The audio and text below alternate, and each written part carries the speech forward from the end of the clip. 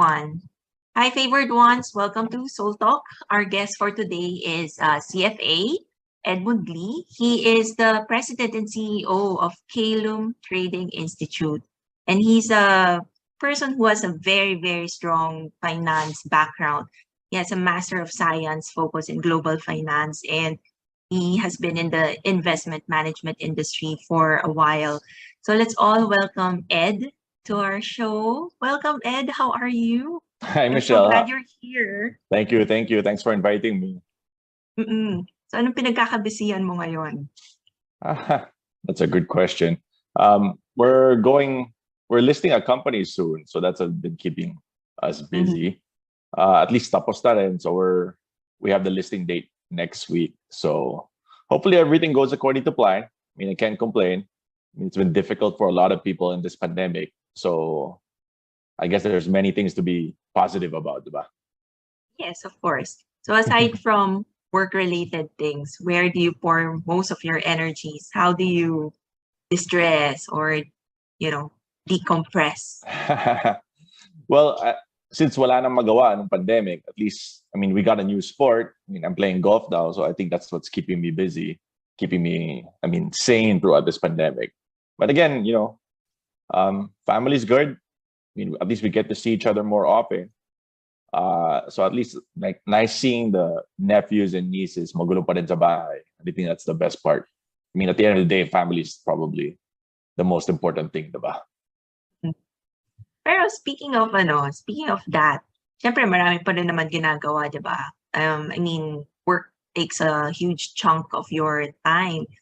And of course, some of it goes to family and the distress in golf.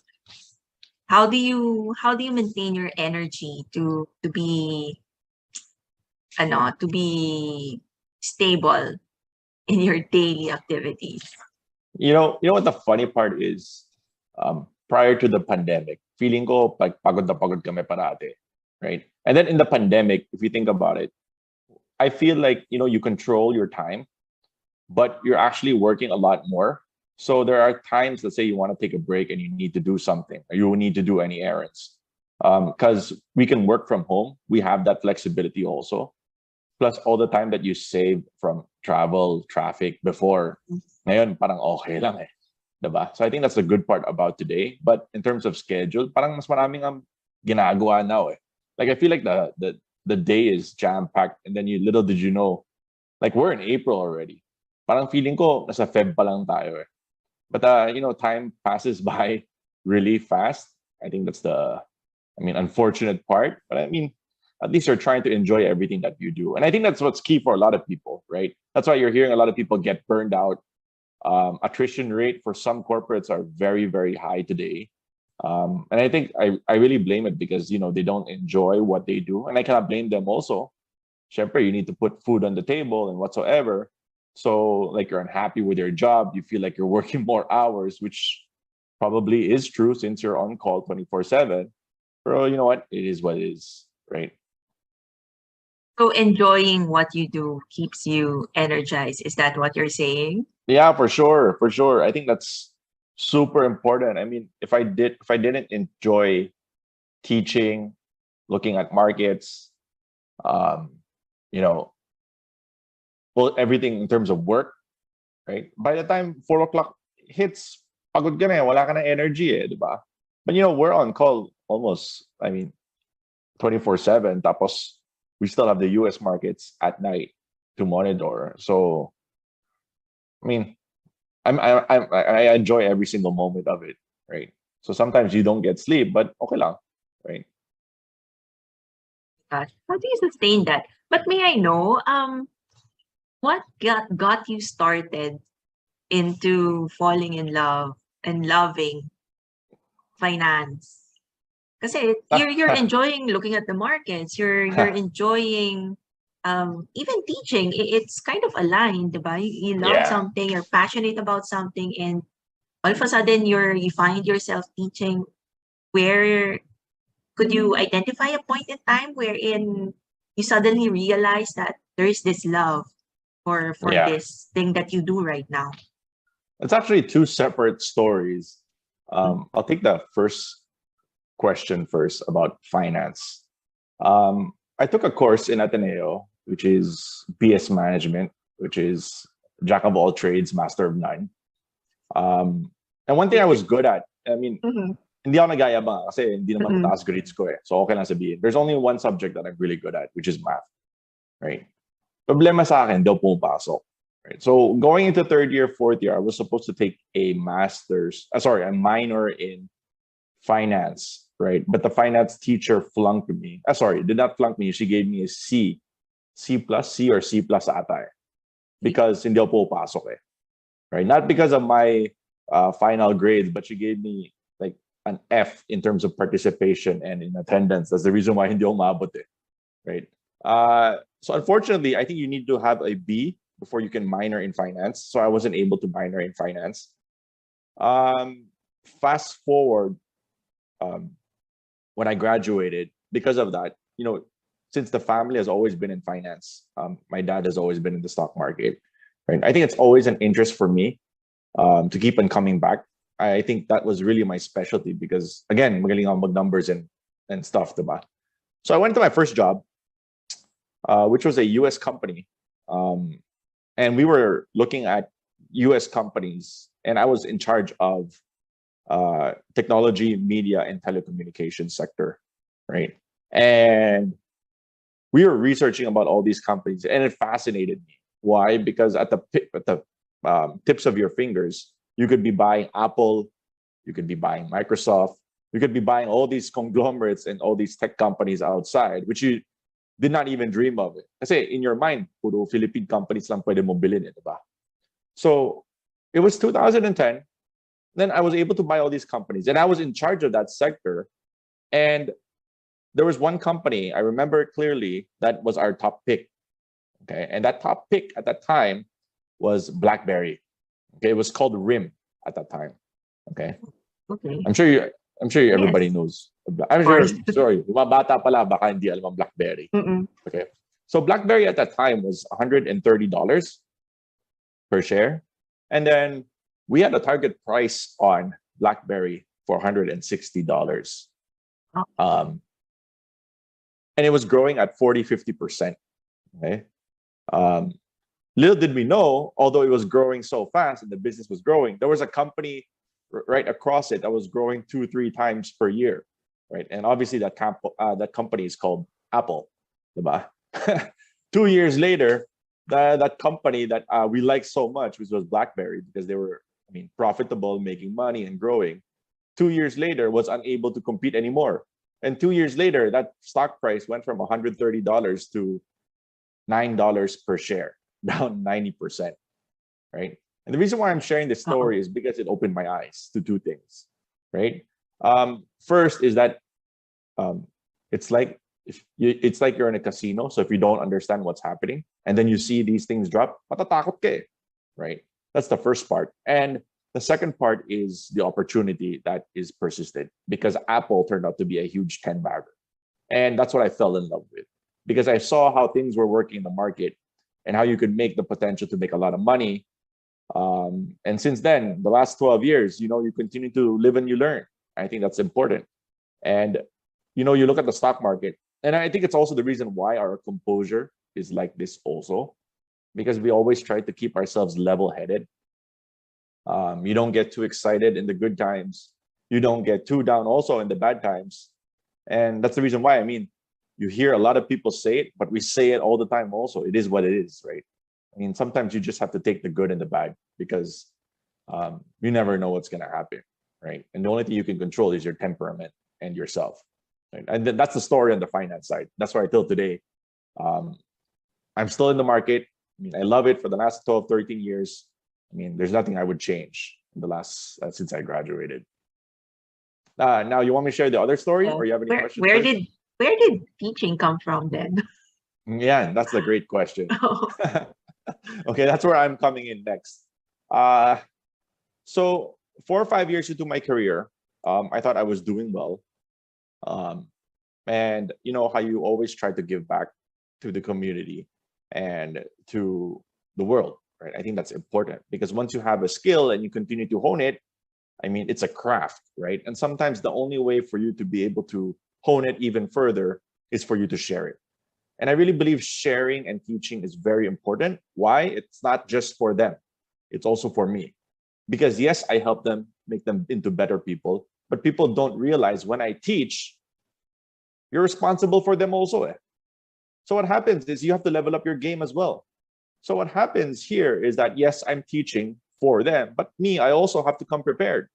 Diba? So I have to come and hone my own skills. And I think that's what meaning accelerated siguro and made my learning curve exponential, because yes, I'm teaching, but I'm also learning on the fly, because I'm also not just responsible for myself, which is, if you think about it in life, I probably say 85% of people are matchers. So 85% of people are thinking about themselves, which I cannot blame, right? But that 10-15% that are trying to help and try to be as givers, I think that's where fulfillment in life also comes from. And with regards to teaching, I really believe like teaching is the highest form of giving back. I mean, not just in terms of monetary, but you know, the saying about how do you teach people how to fish rather than just give them fish. Mm-hmm. I think that, I mean, that's exactly it, right? So how I got into teaching, it's a different story. I think I was 5 years into the career and I applied in Ateneo because that's my alma mater. They rejected me because one, bababa grade school in college, and two, I didn't have a master's degree. I think that was a requirement.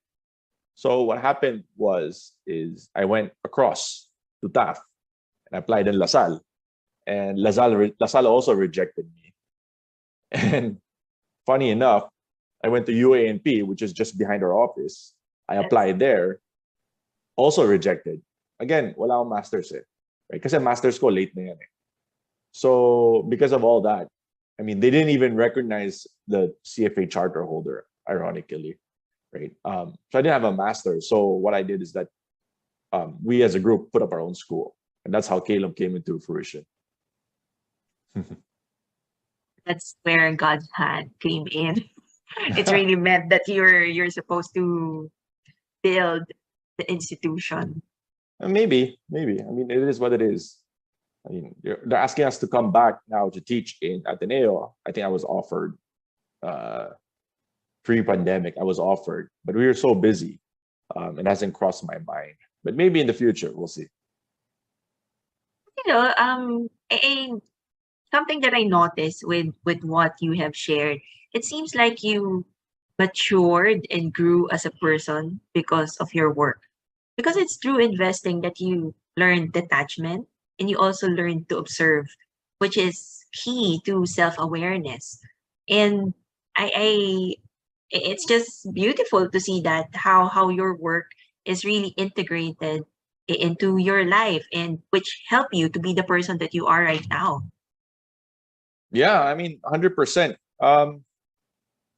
Economics, stock market, people think it's the study of numbers and countries and business, right? That may be true, but it's also the study of human behavior. Why do I say that? It's because there's a lot of psychology, trading psychology. There's a lot of human psychology involved in the stock markets. That's the reason why prices can go up a lot. It's also the reason why they can go down 70, 80%, like what we've seen in the pandemic or in any crisis. Diba? So I think when you've seen through so many cycles, I mean, a funny part is I probably only seen one 70% drawdown, which was the COVID pandemic low in March. But when you read through history, I mean, because I love history, so that's the reason why we always study history. I mean, you try to accelerate that pace of learning as well. So yes, I mean, totally agree. I mean, if it wasn't for this field where I am in, you wouldn't see all these things. 100% believe, right? And the funny part, the other part is, 80 to 90% of people who are involved in the stock market, patay din eh. Meaning, what do you mean by patay na? Kasi na-wipe out na sila eh. Right? So, I mean, That's the reason why you have to keep yourself so humble. The reason why is because one mistake alone, pwede rin akong mamatay eh. Diba? One mistake, hindi, ubos na yung pera ko, investment ko, diba? It's a different way of seeing things, but then it has deepened the way you see things. And amazing that you are seeing all of these and sharing it with us.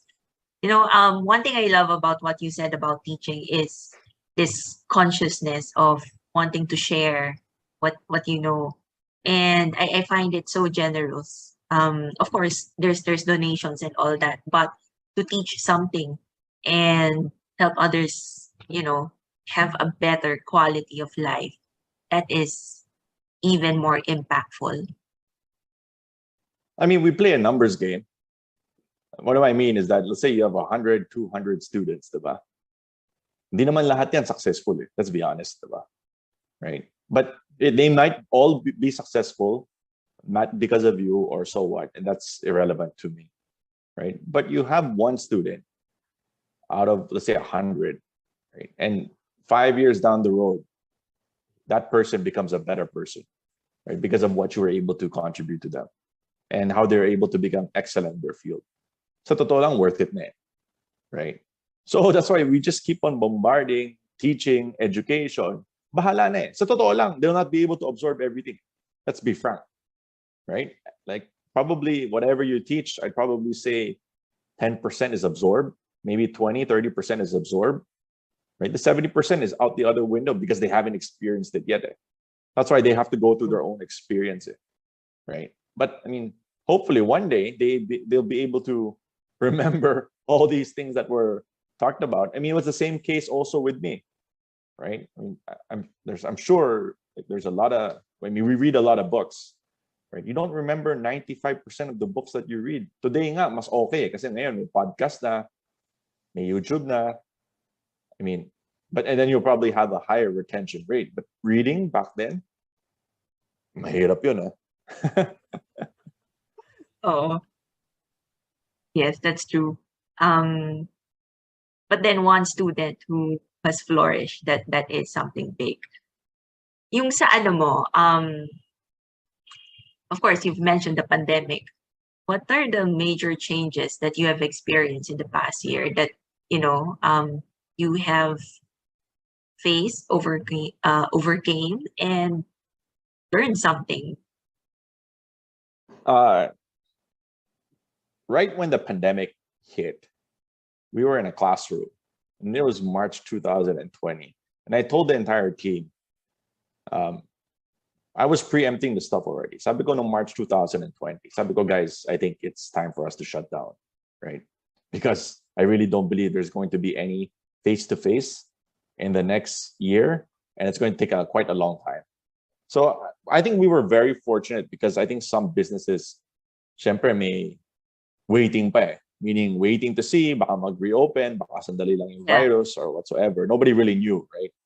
But us, when we made that announcement in March, in April, we shut down our entire 23rd floor. So I think we were very fast to pivot. I think that's one of the advantages for us. So we shut down the entire thing, end of March to April 2020. Then we had to make that digital shift teaching, but I'll be honest, digital doesn't really work for me. One, because I don't think you can charge as much, not because you want to, but because I'm trying to give the best value also. So I feel like the attention span in Zoom or in video call is very low, right? Before, magka-class ka 6-7 hours a day, diba? Ngayon, 1 hour, lutang na yung mga utak ng mga bata, diba? And hindi ko naman ma-blame Kasi ako, Zoom fatigue na rin ako Every time we have a Zoom call, after an hour or two, pagod na ng utak ko right? So I guess that's really the biggest challenge for us. Till today, we haven't resumed classes yet, but our schedule is for August and September. And yeah, I think on the education side, we were hit. But I mean, you take the good and the bad, right? I'm sure that those that survived during this pandemic and the businesses that survived because of the last 2 years, I'm sure they'll be the first ones to benefit once everything normalizes. So you have to be prepared for that. It's a very pragmatic way of seeing things. And ano, when you decided to close muna, parang chill ka lang. There's no emotions or anything. It was just a decision to be made. That is Yeah. something admirable. Well, we've seen worse. Well, there's probably worse things that are happening at that time. I mean, people were dying left and right, diba? So, I think that's one good thing about me and my family as a whole. We don't get too emotionally attached, especially to other things. I mean, to us, the only emotional attachment, it's not even the business, it's mostly just family. Right? So everything else, parang we just have to do the best that we can. Parang ganun. Right? Eh, kung gusto ng Diyos, hanggang dyan ka lang. Eh, hanggang dyan ka lang. Diba? Wala ka naman magagawa eh. Diba? What's the most important lesson that you have learned? Something that you really valued and made you who you are right now? Great question. I think it might be different for every single person. But Of course. It really, in my case, was, I think it was 2011, right? There was two seniors in a different company, right? That were talking to me.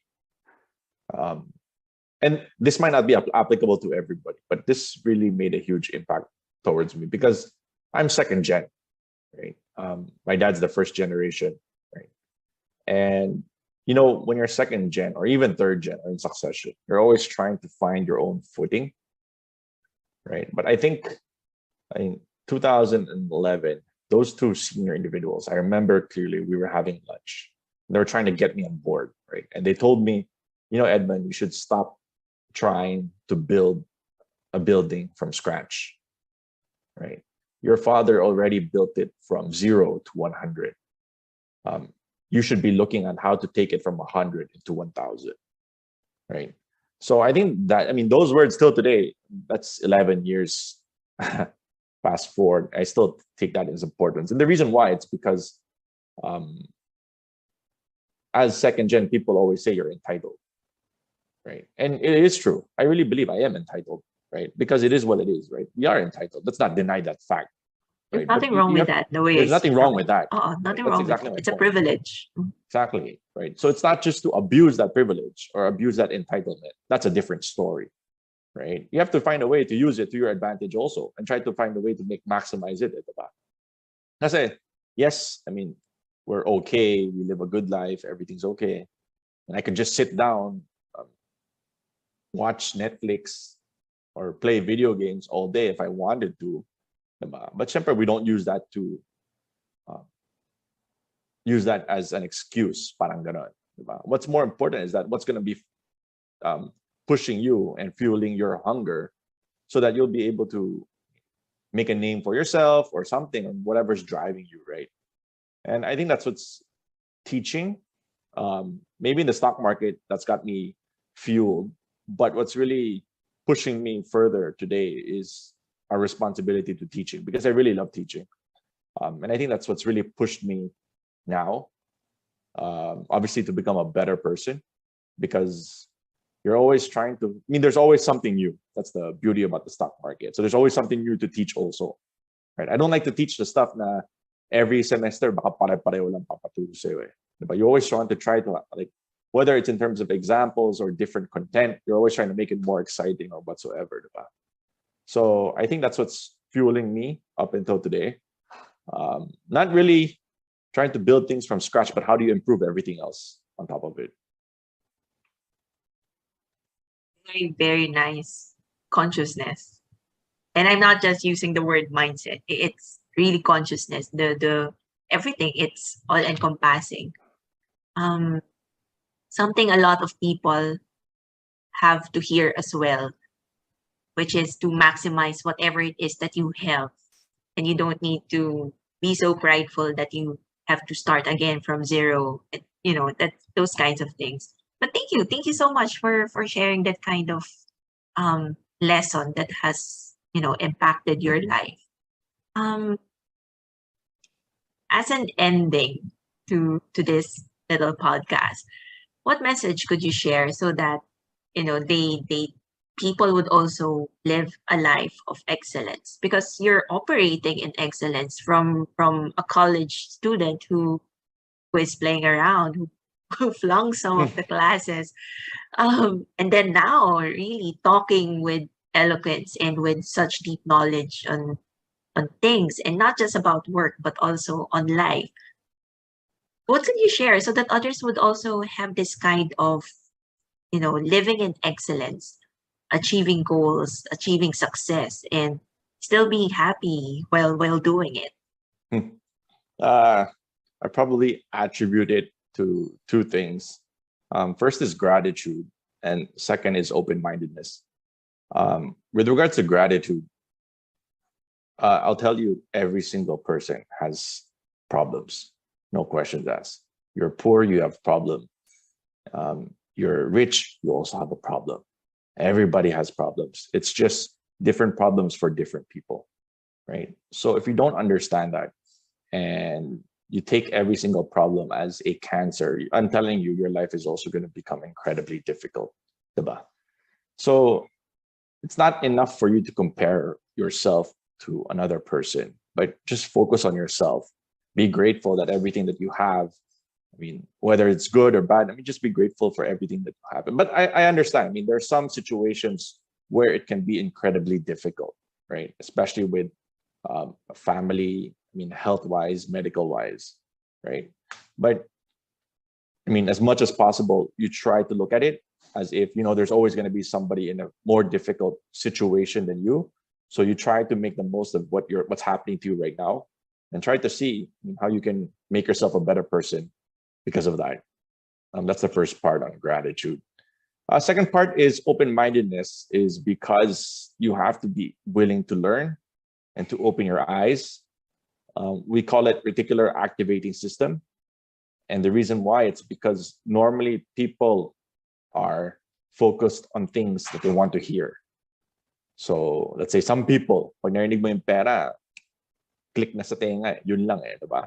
But it's just about being open to learning everything, because you don't know when something might be useful for one thing, right? So it's just having that open-mindedness, just learn anything. We make a lot of excuses in life, right? Di ko kaya. Pagod na ako. Di na kaya ng utak ko, late na ako para matuto ng ganyan. Right? I don't think that these are things that you want to be taking into your career or into your life. And the reason why, it's because you keep on making those excuses until you're dead, you'll still be making excuses. That's the reason why you just try to keep an open mind, listen, try to make yourself better. And if you make that 1% adjustment every single day, that's 100% improvement over 100 days. Over 1 year, I'll tell you, you'll become a very, much better individual than you were 365 days before. Incremental changes, small changes. Okay, that's very, very doable and very encouraging. Thank you so much for your time and insights. Well, is there anything else that you'd want to share before we end this one? No, that's fine. Thank you, Michelle, for having me. Yes, I'm really, really grateful that you have said yes to this. And of course, for the favored ones watching the live or the replay, I hope that you have also gained something from this conversation. And remember that you're truly favored and financially blessed. So let's maximize our resources and do our best in everything that we do. So God bless everyone. Thank you again, Ed. Thank you. Thank you. Have a good day.